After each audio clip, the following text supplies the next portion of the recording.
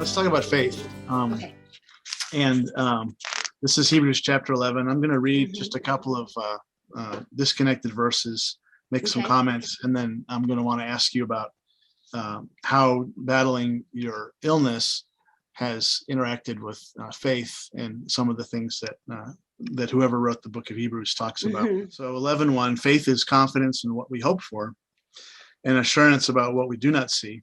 And this is what the ancients were commended for. The word assurance about what we do not see is pragmaton in the Greek. Obviously, I'm showing that I love Greek and that I love being a nerd. But it's interesting to me that the word faith is partially defined by a word where we get pragmatic. Yeah, some people would feel like those were exclusive terms.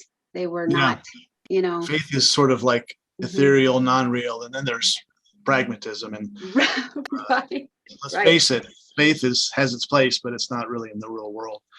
Of course, in this chapter, he gives nonstop examples about people reacting, living based on something that they can't see, which is an interesting way to go. And in verse 6, it says, without faith, it's impossible to please God, because anyone who comes to him must believe that he exists and that he rewards those who earnestly seek him. And so interacting with God, by definition, requires faith because we can't see him.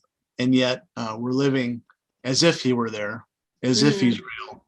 And so no wonder faith is required to please God, because we can't interact with God unless we do it by faith, since he's not visible. And so it's almost like a doorway to get in. You have to be willing to embrace something unseen. And then he gives these crazy examples of people that live their lives in certain ways, even though they had no proof. And how has faith enabled you to interact with God through some of the trials that you've had to deal with? And I think that trust is a huge element of faith. And God has a pretty great track record.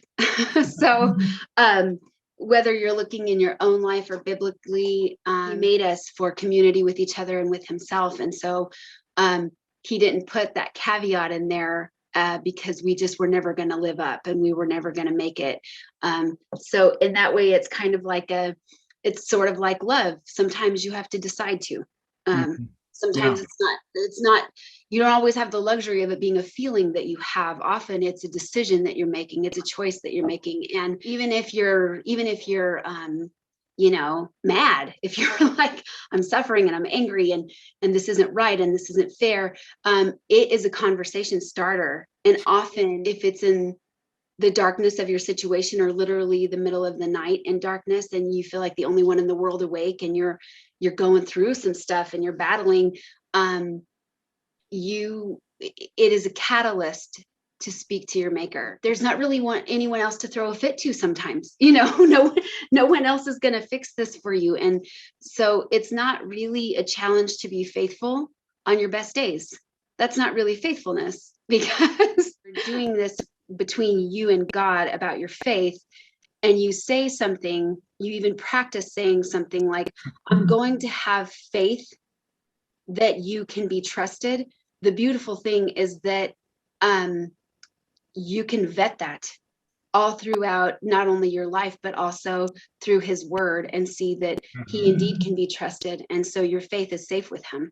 Yeah. And you can have it. If you have a misperception of who God is, then you can't trust him if he's not someone who's trustworthy. When the writer talks a lot about people that were looking for a future, something in the future that didn't actually yet exist, and Abraham thinking of this future city, even though he didn't even have a home to speak of, didn't have any land. When you think of the battle of this life, what's your future hope that enables you to maintain faith? I like the idea. I appreciate the idea that that heaven is not only for the departed.